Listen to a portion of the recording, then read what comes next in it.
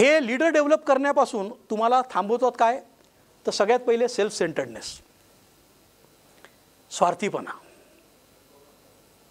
कायम लक्षात ठेवा, जेव्हा तुम्ही लीडर बनताना तुम्हाला स्वतःचा विचार करण्याचा हक्क निघून गेला. आई कधीच स्वतःचा विचार करत नाही, म्हणूनच तिला महान लीडर मानलं जातं. जेव्हा तुम्ही लीडरशिपमध्ये पोहोचता तेव्हा तुम्हाला स्वतःचा विचार करण्याचा हक्क निघून गेलेला आहे. तुमच्यासाठी वाक्य आहेत, लीडर इज अ सर्वंट.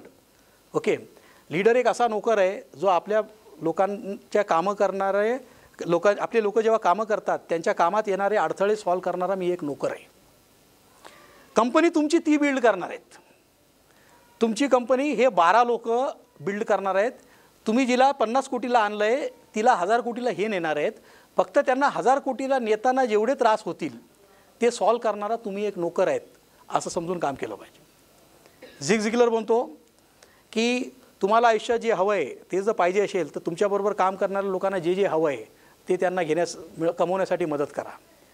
त्यांना हवं ते ज्या दिवशी मिळतं त्या दिवशी तुम्हाला ते मिळतं जे तुम्हाला हवं आहे. हे मी का वेगवेगळे वाक्य सांगतो आहे?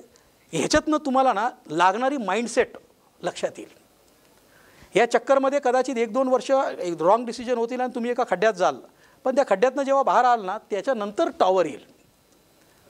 ओके, तो टॉवर जमिनीवरनं नाही जाणार आहे. पहिले जेवढा वर जायचं ना तेवढं खाली जावं लागणार आहे आणि तिथून ते पिलर्स बाहेर निघणार आहेत. त्यामुळे सेल्फ सेंटर्डनेस, स्वतःचा विचार न करता माझा जन्म हे ऑर्गनायझेशन बिल्ड करून पृथ्वीवर जिवंत ठेवून मला पृथ्वी सोडायची आहे, हे मी वर घेऊन जाणार नाही आहे, या हिशोबाने ज्या दिवशी तुम्ही विचार कराल त्या दिवशी ऑर्गनायझेशन होईल.